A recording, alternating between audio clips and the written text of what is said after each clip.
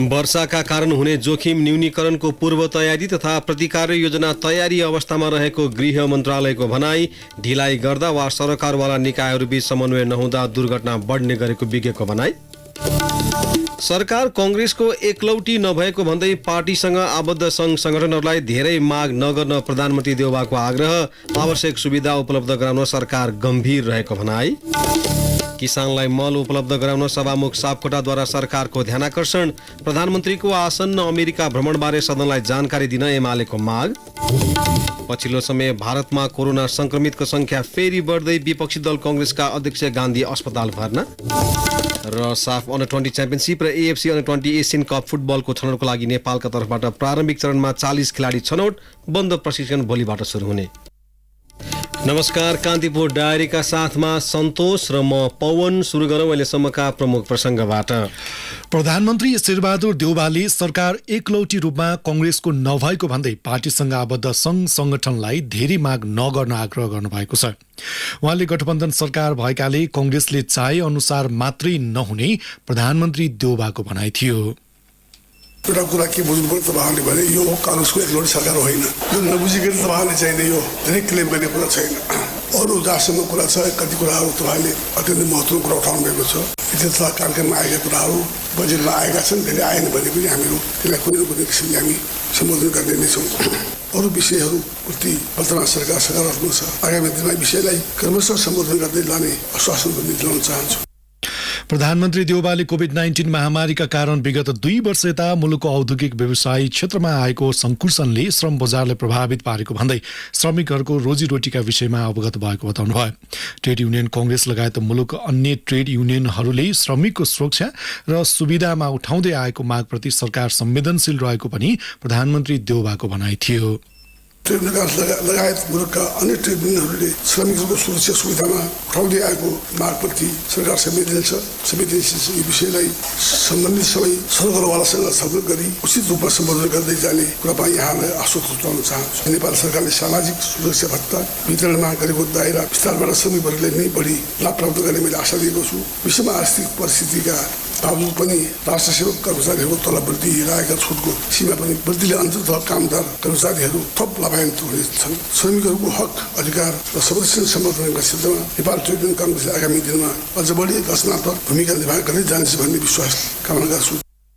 प्रधानमन्त्री देउवाले नेपालको संविधानले श्रमिकको हकलाई मौलिक हकको रूपमा स्थापित गरेको बताउनुभयो। प्रत्येक मजदुरलाई उचित श्रम अभ्यास र उचित पारिश्रमिक सुविधा तथा योगदानमा आधारित सामाजिक सुरक्षाको हकको प्रत्याभूति गरेको प्रधानमन्त्री देउवाको भनाइ थियो।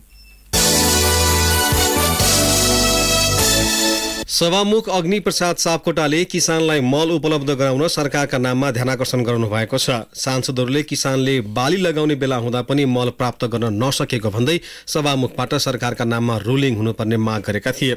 सभामुख सापकोटाले प्रतिनिधि सभा बैठकमा कृषकहरूलाई मल उपलब्ध गराउन सरकारको ध्यानाकर्षण गराउनुभयो। सभामुख सापकोटाले खेतीको समयमा मल उपलब्ध नभएको प्रति ध्यानाकर्षण भएको भन्दै कृषकहरूलाई यथाशीघ्र मल उपलब्ध हुने गरी व्यवस्थापन गर्न सरकारको ध्यानाकर्षण गराउनु भएको हो। माननीय सदस्यहरू, खेतीको समयमा पनि मल उपलब्ध नभइरहेको सन्दर्भमा मान्य सदस्यहरूले उठाउनु भएको कुरामा मेरो ध्यानाकर्षण भएको छ। यथाशीघ्र कृषकहरूलाई मल उपलब्ध हुन सक्ने गरी व्यवस्थापन गराउन म सम्बन्धित मन्त्री एवं नेपाल सरकारको ध्यानाकर्षण गराउँदछु। प्रतिनिधि सभाको बैठकको शून्य समयमा बोल्ने सांसदहरूले खेतीको समयमा पनि मलको अभाव भएको भन्दै मल व्यवस्थापन गराउन सरकारसँग माग गरेका थिए। प्रतिपक्षी एमाले प्रधानमन्त्रीको आसन्न अमेरिका भ्रमणबारे सदनलाई जानकारी दिन सरकारसँग माग गरेको छ। प्रतिनिधि सभाको विशेष समयमा बोल्दै नेकपा एमालेका सांसद प्रदीप कुमार ग्यावालीले प्रधानमन्त्री शेरबहादुर देउवाको आसन्न अमेरिका भ्रमणको बारेमा सदनलाई जानकारी दिन माग गर्नुभएको हो। प्रधानमन्त्री देउवाको भ्रमणबारे परराष्ट्रलाई बाइपास गरेर रक्षा मन्त्रालयले अग्रसरता दिएको प्रति सांसद ग्यावालीले प्रश्न गर्नुभयो। यो भ्रमणको समग्र चाँजो पाँजोमा न अमेरिकाको स्टेट डिपार्टमेन्ट अग्रपंक्तिमा देखिन्छ न नेपालको परराष्ट्र मन्त्रालय। भ्रमणको चाँजो पाँजो मिलाइरहेको छ अमेरिकाको डिपार्टमेन्ट अफ डिफेन्सले र नेपालको रक्षा मन्त्रालयलाई त थाहा छैन, तर सेना त्यसमा जोडिएको देखिन्छ। यो भ्रमण प्रधानमन्त्रीको हैसियतले हुँदैछ या रक्षा मन्त्रीको हैसियत? रक्षा मन्त्रीको हैसियतले हुँदैछ भने त्यसको स्ट्याचर के हो, यस विषयमा पनि सदनले थाहा पाउनु जरुरी छ भन्ने म आग्रह गर्न चाहन्छु।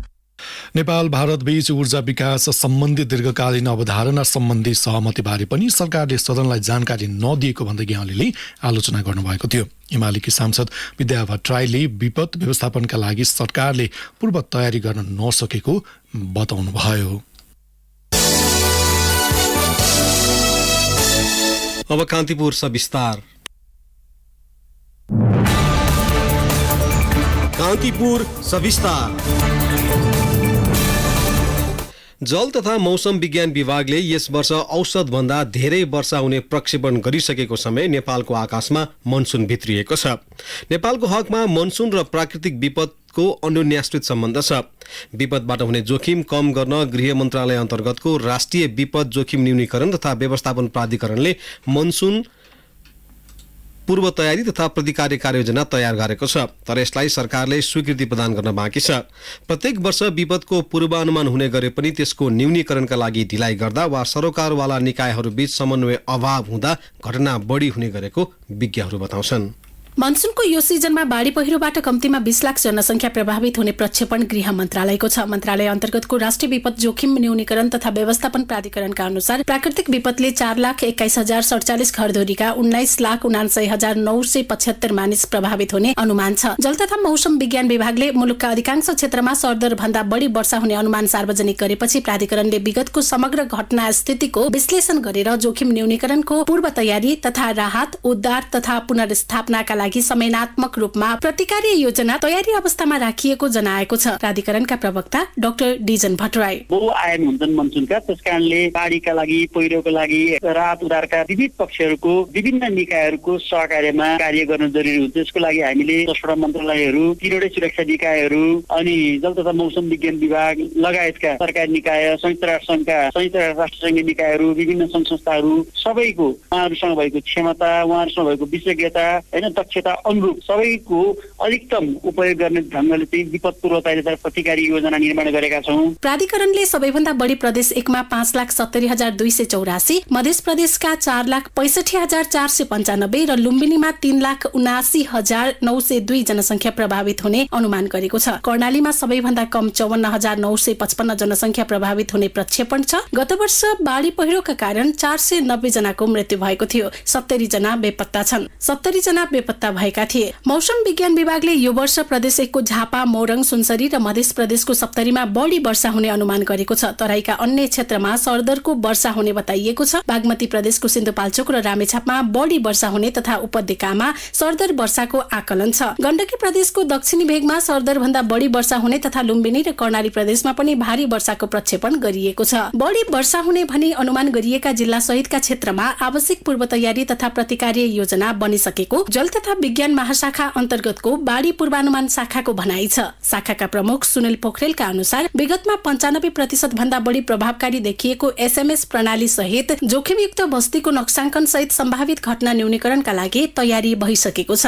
4-5 दिन अगाडि नै बाढीको सूचना प्रवाह गर्ने गरेर बुलेटिन जारी गर्ने गरेर यो मनसुनमा हामीले तयारी गरेका छौं भने हामीले पहिला जहाँ पूर्व सूचनाको एसएमएसहरू पठाउँथ्यौं, ठाउँ 246 ठाउँमा थियो भने अहिले त्यसलाई विस्तार गरेर लगभग 30 ठाउँहरू विस्तार गरेर थप प्रभावित क्षेत्रमा चाहिँ विपद भन्दा पहिले नै पूर्व सूचना पुर्याउने गरेर हामीले थप तयारीहरू गरेका छौं। विपदको समयमा धेरै मानवीय क्षति पहिरोको कारणले भएको छ, तर पहिरोको वास्तविक अब पूर्वानुमान चाहिँ भएको छैन। प्रत्येक वर्ष बाढी आउने मान्छे खोलाको किनारमै बस्ने, अलिकति त्यसलाई चाहिँ भूउपयोग नीतिलाई चाहिँ अब भूउपयोग कुन ठाउँमा मान्छे बस्न हुने नहुने त्यसको नै लेखाजोखा गरेर अलि राष्ट्रिय स्तरमा कार्यान्वयन गर्ने भन्ने मात्रै यो दीर्घकालमा घट्छ।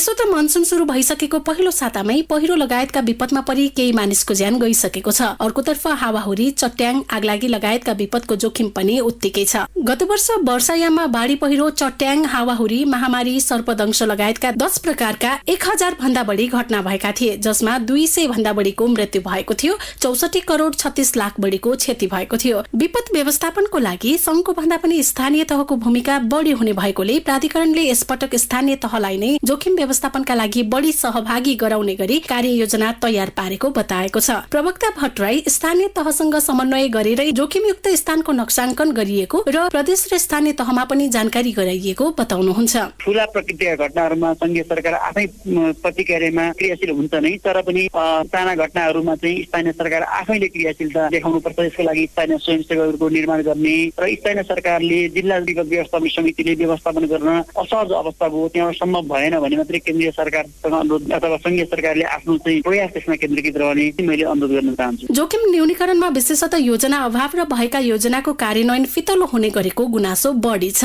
विपद प्राकृतिक हुने भए पनि त्यसमा मानवीय क्रियाकलाप बढी दोषी हुने गरेको विज्ञहरू बताउँछन्। विपद व्यवस्थापन सम्भव भए पनि पूर्व सूचना प्रणालीका काम चाहिने जति प्रभावकारी हुन नसकेको उनीहरू बताउँछन्। विपद विज्ञ डाक्टर सुबोध ढकाल, कोअर्डिनेसनको कमी अथवा समन्वयको जुन कमजोरीहरू छ त्यसलाई पनि प्राधिकरणले नै यसमा मुख्य भूमिका खेलेर समन्वयकारी भूमिका खेलेर चाहिँ उहाँले यसको समस्याको समाधान गर्नुपर्छ होला र भविष्यमा चाहिँ यस्ता घटना नदोहोरियोन् र समन्वय चाहिँ राम्रो होस् भन्ने पनि ध्यान दिनुपर्छ जस्तो लाग्छ। मौसम विज्ञान विभागले 3 दिनको वर्षा र बाढी पूर्वानुमान शाखाले 3 दिनकै बाढीको पूर्वानुमान बारे जानकारी दिने गरेको छ, तर पहिरो बारे यस्तो जानकारी दिने भरपर्दो संयन्त्र छैन। राष्ट्रिय योजना आयोगको 15औं पञ्चवर्षीय योजनामा जोखिमका बारेमा पर्याप्त सूचना र ज्ञानको कमी हुनु, विपद जोखिम न्यूनीकरण र विकास निर्माणका कार्यबीच आवश्यक तालमेलको कमी हुनु, जोखिम नक्साङ्कन नहुनु, प्राकृतिक स्रोतको अव्यवस्थित दोहन लगायतका विषयलाई विपद व्यवस्थापनको बाधकको रूपमा चित्रण गरिएको छ। प्रविधिको उच्चतम विकास नहुँदा विपद बाजा बजाएर आउँछ भनिन्थ्यो, तर अहिले सो उक्ति सान्दर्भिक छैन। विपदको पूर्वानुमान गर्न सकिने अवस्थामा पनि विपदका कारण वर्षेनी हुने जनधनको क्षतिले सरकारी निकायको कमजोरीलाई पनि प्रष्ट पार्छ। विगतका दृष्टान्तलाई ध्यानमा राखेर सरकारले जतिसक्दो छिटो समुदायमा सतर्कता र सावधानीका लागि बनाइएका योजना कार्यान्वयन गर्नु जरुरी छ। रेडियो कान्तिपुरका लागि इन्द्रलक्ष्मी घिमिरे। कान्तिपुर सविस्तार।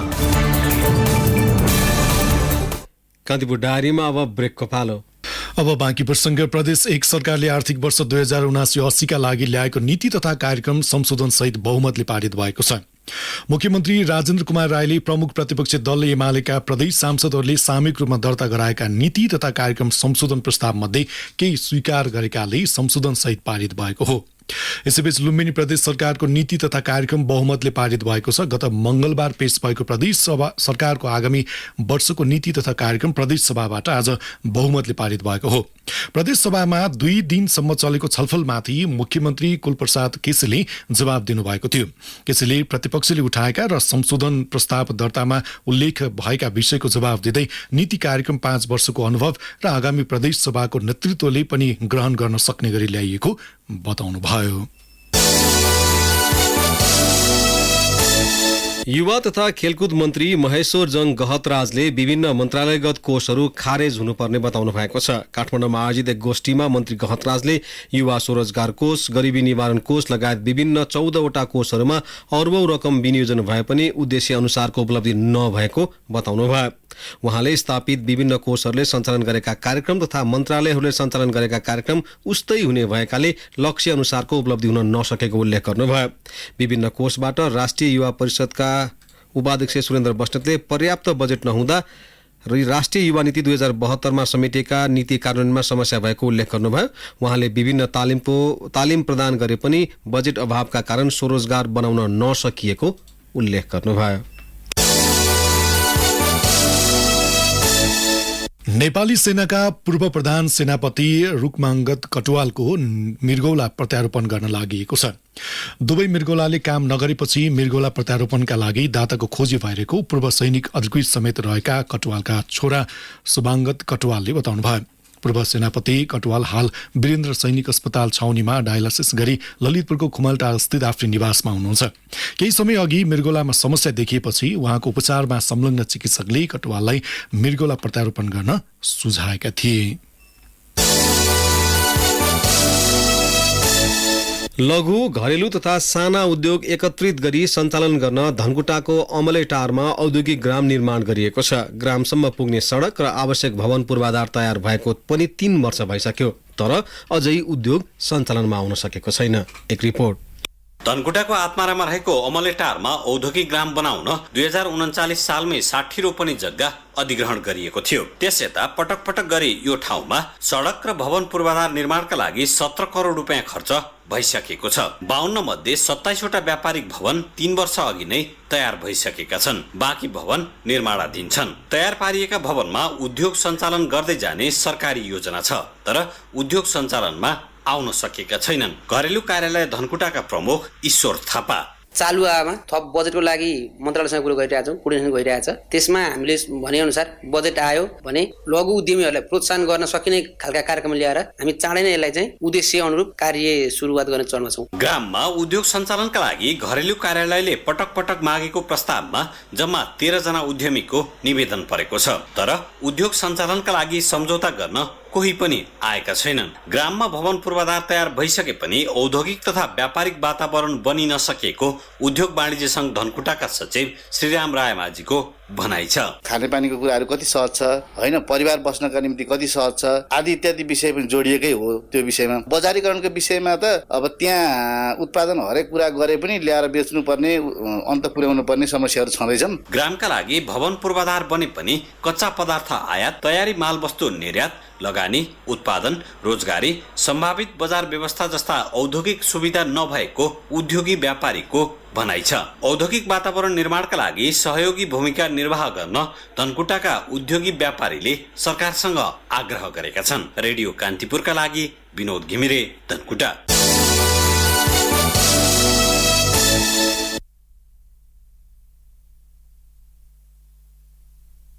न्यायको माग गर्दै महोत्तरीको जलेश्वर नगरपालिका 8की निहारिका राजपूतले आमरण अनसन सुरु गरेकी छन्। कुमारी आमाका रूपमा चिनिने राजपूतले 17 वर्षको उमेरमा जनकपुरका शिवराज श्रेष्ठको नशालु पदार्थ खुवाएर बलात्कार गरेको दावी गर्दै आएकी छन्। सो घटनाबाट बच्चा जन्मिए पनि न्याय नपाएको उनको भनाइ छ। अहिले उनको 21 महिनाको बच्चा छ।